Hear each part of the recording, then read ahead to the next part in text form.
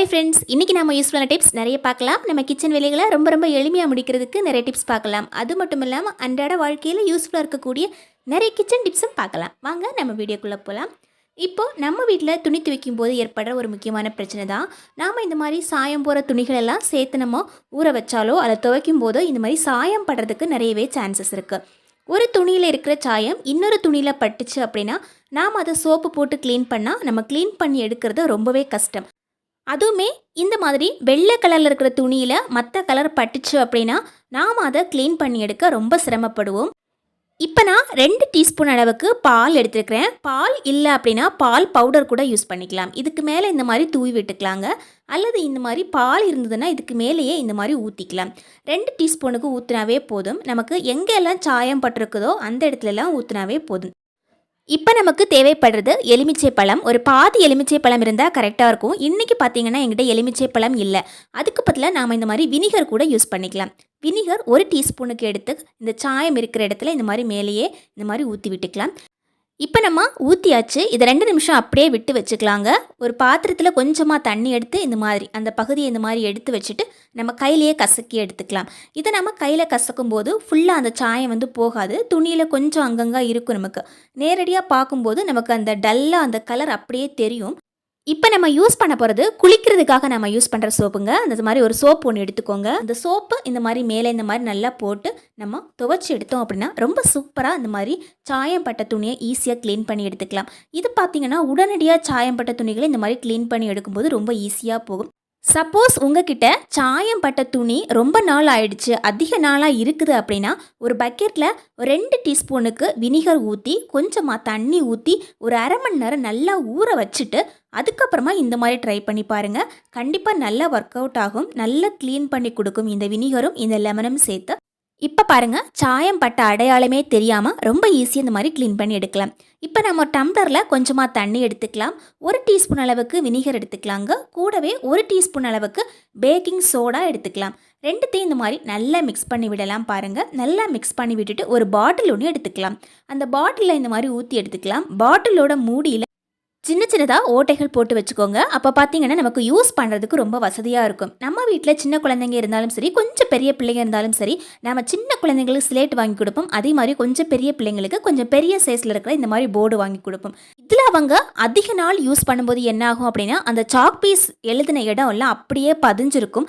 அதே மாதிரி நம்ம ஸ்கெட்சில் எழுதினா கூட அது அங்கங்கே நமக்கு லைட்டாக தெரியும். ஸோ நமக்கு எப்போவுமே ஃப்ரெஷ்ஷாக இருக்கணும் அப்படின்னா மந்த்லி ஒன்ஸ் நாம் இந்த மாதிரி பேக்கிங் சோடா தண்ணியோட மிக்ஸ் பண்ணி நம்ம இந்த மாதிரி தொடச்சி எடுக்கும்போது அதில் அந்த சாக் பீஸ் எழுதின அடையாளம் கூட இல்லாமல் ரொம்ப அழகாக நமக்கு இருக்கும். நம்ம வாங்கும்போது அந்த போர்டு எப்படி ஃப்ரெஷ்ஷாக புதுசு மாதிரி இருந்ததோ அதே மாதிரி நமக்கு இருக்கும். கண்டிப்பாக ட்ரை பண்ணி பாருங்கள். உங்கள் வீட்டில் போர்டு இருந்ததுன்னா இந்த மாதிரி க்ளீன் பண்ணி பாருங்கள்.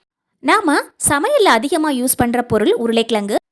இந்த உருளைக்கிழங்கு வெந்ததுக்கு அப்புறமா இதோட தோலை உரிச்சு எடுக்கிறது கொஞ்சம் சிரமமான வேலை. இப்போ பார்த்தீங்கன்னா அந்த தோலை உரிச்சு எடுக்கிறதும் சரி, ரொம்ப சூடாக இருக்குது. உருளைக்கிழங்கு டக்குன்னு நம்ம வேக வச்சுட்டு உடனே யூஸ் பண்ணுறோம் அப்படின்னா அதோட தோலை உரிச்செடுத்து அதை மேஷ் பண்ணி அதை யூஸ் பண்ணுறதுக்கு நம்ம ரொம்ப கஷ்டப்படுவோம். ரொம்ப ஈஸியாக இந்த மாதிரி நம்ம காய் சீவிர தட்டில் இந்த மாதிரி எடுத்து வச்சுட்டு ஒரு பாத்திரம் எடுத்து வச்சு அமுக்குனாவே போதும். நம்ம கையில் போட்டு பிசையணும் அப்படிங்கிற அவசியமே இல்லை. ரொம்ப ஈஸியாக நமக்கு பிசைஞ்ச மாதிரியும் இருக்கும். அதே மாதிரி அதோட தோல் பார்த்திங்கன்னா ரொம்ப ஈஸியாக ரிமூவ் ஆகி கிடைக்கும். பாருங்கள், இந்த மாதிரி நம்ம உருளைக்கிழங்கு வேக வச்ச உடனேயே ரொம்ப சூடாக இருக்குது அப்படின்னா டக்குன்னு இந்த மெத்தடை நம்ம செஞ்சு யூஸ் பண்ணிக்கலாம். ரொம்ப யூஸ்ஃபுல்லாக இருக்குங்க. உருளைக்கிழங்கோட தோல் எடுக்கிறதுக்கும் சரி, அதை நம்ம மசிக்கிறதுக்கும் சரி, இந்த மெத்தட் பார்த்தீங்கன்னா ரொம்ப சரியான ஒரு மெத்தடாக இருக்கும். 1 கப் அளவுக்கு இட்லி மாவும், அரை கப் அளவுக்கு கடலை மாவும், கொஞ்சமாக கரம் மசாலா, தேவைக்கு உப்பு எல்லாம் சேர்த்து நல்லா மிக்ஸ் பண்ணி இந்த மாதிரி போண்டா மாதிரி கூட போட்டு எடுத்துக்கலாம். டேஸ்ட் நல்லா இருக்கணும் அப்படிங்கிற காரணத்துக்காக ஒரு வெங்காயம் கூட கட் பண்ணி போட்டுக்கலாம். நாம் எப்போவுமே போண்டா மாவை கடையில் வாங்கி யூஸ் பண்ணுறத விட நம்மக்கிட்ட எப்போவுமே இருக்கிற அந்த இட்லி மாவை யூஸ் பண்ணி போண்டா செஞ்சு பாருங்கள். டேஸ்ட்டு செம்மையாக இருக்குங்க. நம்ம நார்மலாக வாங்குகிற போண்டாவை விட இட்லி மாவில் செய்கிற போண்டா செம்ம டேஸ்டியாக இருக்கும். பார்த்தீங்கன்னா ரொம்ப யூஸ்ஃபுல்லான டிப்ஸ் தான் பார்க்க போகிறோம். இப்போ நம்ம ஒரு கடாய் எடுத்துக்கலாம். இந்த கடாயில் நம்மக்கிட்ட இருக்கிற ஒரு பழைய கேண்டிலாக இருந்தாலும் சரி, அல்லது ஒரு புதுசாக வாங்கி ஒரு கேண்டில் இந்த மாதிரி போட்டுக்கலாங்க. இந்த கடாய் நல்லா சூடானதுமே இந்த கேண்டில் நல்லா உருக ஆரம்பிச்சிடும். பாருங்கள், தண்ணி மாதிரி வர ஆரம்பிக்குது பாருங்கள். இந்த டைமில் நம்ம ஃப்ளேம் ஆஃப் பண்ணிக்கலாம். இதுக்கப்புறமா நமக்கு தேவை இருந்தால் நம்ம உருக வைக்கலாம், அல்லது மிச்சம் இருக்கிற பகுதியை அப்படியே எடுத்து வச்சுட்டு உருகின பகுதியை மட்டும் யூஸ் பண்ணிக்கலாம். யூஸ் பண்ணாமல் வச்சுருக்கிற பழைய அகல் விளக்கு இருந்ததுன்னா இந்த மாதிரி அகல் விளக்கு எடுத்து வச்சு அதில் இந்த மாதிரி ஊற்றி வச்சுக்கலாம். கூடவே நடுப்பகுதியில் இந்த மாதிரி ஒரு திரி ஒன்று போட்டு வச்சுக்கலாம். இது நல்லா காஞ்சிடுச்சு அப்படின்னா நாம் இதை யூஸ் பண்ண ஆரம்பிக்கலாம். பாருங்கள், இது நம்ம அதிக நாளுக்கு வச்சு யூஸ் பண்ணுற காரணத்தால் நான் வந்து இந்த மாதிரி செஞ்சு எடுத்துக்கிறேன். சப்போஸ் உங்களுக்கு இந்த மாதிரி வச்சு யூஸ் பண்ணுறதுக்கு பிடிக்கல அப்படின்னா நீங்கள் நார்மலாக எண்ணெய் ஊற்றி அதில் திரி போட்டு கூட யூஸ் பண்ணிக்கலாங்க. இப்போ நம்ம இதை பற்ற வச்சு யூஸ் பண்ணிக்கலாம். பாருங்கள், அதை பற்ற வைக்கும்போது கூட ரொம்ப அழகாக பற்றிக்கும். அதே மாதிரி அதிக நாளுக்கு நம்ம வச்சு யூஸ் பண்ணிக்கலாம். திரும்ப திரும்ப எண்ணெய் ஊற்றணும் அப்படிங்கிற அவசியமும் இருக்காது. இப்போ நம்ம பற்ற வச்சுட்டு யூஸ் பண்ண ஆரம்பிச்சுக்கலாங்க.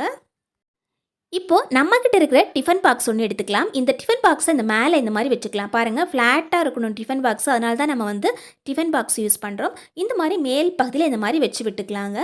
கொஞ்சம் டைம் ஆக ஆக என்ன ஆகும் அப்படின்னா இந்த டிஃபன் பாக்ஸ் வந்து நல்ல சூடாக ஆரம்பிக்கும். இந்த உள்ளே இருக்கிற விளக்கு வந்து கண்டிப்பாக எரிஞ்சிட்டு தான் இருக்கும். ஏன்னா நமக்கு வந்து அந்த இடை பகுதி இருக்கிறதால நமக்கு உள்ளே இருக்கிற விளக்கும் எரிஞ்சுக்கிட்டு தான் இருக்கும். இப்போ டிஃபன் பாக்ஸ் நல்லா சூடானதுமே இந்த மாதிரி மேல் பகுதியில் ஒரு வெற்றிலை எடுத்து வச்சுக்கோங்க. பாருங்கள், ஒரே ஒரு வெற்றிலை இந்த மாதிரி எடுத்து வச்சுக்கலாங்க. இப்போ நம்ம விளக்கு போடுறதுக்காக யூஸ் பண்ணுற எண்ணெய் இருந்ததுன்னா அந்த எண்ணெய் நீங்கள் யூஸ் பண்ணிக்கலாம். அல்லது நார்மல் தேங்காய் எண்ணெய் கூட யூஸ் பண்ணிக்கலாங்க. இப்போ நம்ம அந்த வெற்றிலை மேலேயே 1 டீஸ்பூனுக்கு எடுத்து இந்த மாதிரி நல்லா அப்ளை பண்ணி விட்டுக்கலாம். அந்த டிஃபன் பாக்ஸ் பார்த்திங்கன்னா நல்லா சூடாக இருக்குது. அந்த சூட்டிலேயே அந்த எண்ணெய் பார்த்திங்கன்னா லைட்டாக கொதிக்கிற மாதிரி இருக்கும். இப்போது ஒரே ஒரு பச்சை கற்பூரம் எடுத்துக்கலாம். அந்த பச்சை கற்பூரத்தை நல்லா பொடி பண்ணிவிட்டு இந்த மாதிரி மேலே போட்டுக்கோங்க. அதுக்கப்புறமா 2 ஏலக்காய் எடுத்துக்கலாம். நல்ல வாசனைக்காக தான் நாம் இந்த ஏலக்காய் போட்டுக்கிறோம். கூடவே நம்ம சமையலுக்காக யூஸ் பண்ணுற கிராம்பு ஒரு 4 கிராம்பு நம்ம போட்டுக்கலாங்க. இப்போ நம்ம யூஸ் பண்ணுற ஒரு முக்கியமான பொருள் என்னென்னா ஜவ்வாது. இந்த ஜவ்வாது பார்த்திங்கன்னா எல்லா நாட்டு மருந்து கடைகளையுமே கிடைக்கும். செம்ம சூப்பரான வாசனை வருங்க. நம்ம ஒரு பிஞ்சுக்கு யூஸ் பண்ணால் போதும், வீடு ஃபுல்லாகவே அப்படியே ஒரு பயங்கரமான வாசனை வரும்.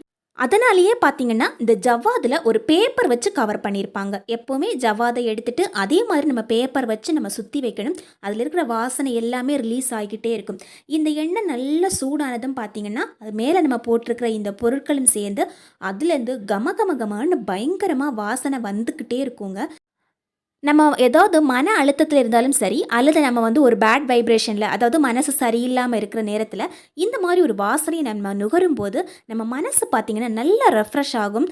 செம்மையாக நம்ம ஒரு ஹாப்பியாக ஃபீல் ஆகும். நமக்கு அந்த சூட்டிலேயே அந்த இலை பார்த்திங்கன்னா எப்படி கருகி போயிருக்குதுன்னு கொஞ்சம் டைம் ஆக ஆகவே வந்து இந்த ஸ்மெல் வந்து அதிகமாக வர ஆரம்பிக்கும். நம்ம நேரடியாக பார்க்கும்போது பார்த்திங்கன்னா அந்த எண்ணெய் லைட்டாக கொதிச்ச மாதிரி இருக்கும் நமக்கு. ஸோ அதுலேருந்து நமக்கு நல்ல வாசனை வந்துக்கிட்டே இருக்கும். இப்போ நம்ம 3 விளக்கு யூஸ் பண்ணியிருக்கிறோம் இல்லைங்களா? சிங்கிளாக இந்த மாதிரி ஒரே ஒரு விளக்கு கூட யூஸ் பண்ணிக்கலாம். ஒரே ஒரு விளக்கு வச்சுட்டு நம்ம இந்த மாதிரி பாத்திரத்தை அது மேலே கவுத்து வச்சுட்டு மேலே இந்த மாதிரி வச்சோம் அப்படின்னா பாத்திரம் நல்லா சூடாகும்.